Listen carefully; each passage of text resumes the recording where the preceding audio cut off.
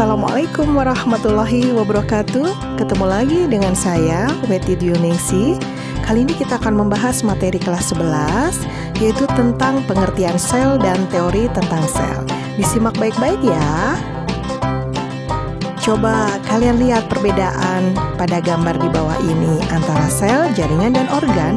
Kalau kita perhatikan dari sebelah kanan nih, ada sistem pernafasan, kemudian ada organ paru, kemudian ada jaringan penyusun paru dan sel pada paru. Oh, jadi ternyata sel itu adalah unit terkecil makhluk hidup. Nah, jaringan adalah kumpulan sel yang mempunyai struktur dan fungsi yang sama. Sedangkan organ adalah kumpulan jaringan yang mempunyai fungsi yang sama. Nah, kita bicarakan tentang penemu sel ya. Tahun 1665, Robert Hooke mengamati sel gabus dari dinding sel tumbuhan yang sudah mati dengan menggunakan mikroskop sederhana. Robert Hooke melihat ruangan kecil kosong yang kemudian disebut sel. Selula bahasa Latinnya artinya kamar kosong. Kita bicarakan tentang teori sel ya. Teori yang pertama dari Lamarck nih.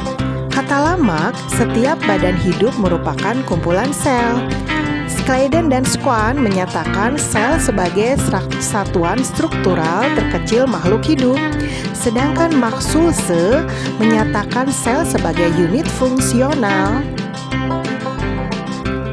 Teori sel selanjutnya ada Rudolf Virchow yang mengemukakan omne cellula cellulae, sel berasal dari sel sebelumnya. Ada Robert Brown yang menemukan nukleus atau inti sel. Dan R. Strasburger menyatakan bahwa sel sebagai satuan hereditas. Nah, begitu pemaparan tentang sel dan teori sel. Untuk video selanjutnya, kita akan membicarakan tentang perbedaan sel prokaryotik dan sel eukaryotik. Ditunggu ya, jangan lupa like dan subscribe ya. Thank you. Wassalamualaikum warahmatullahi wabarakatuh.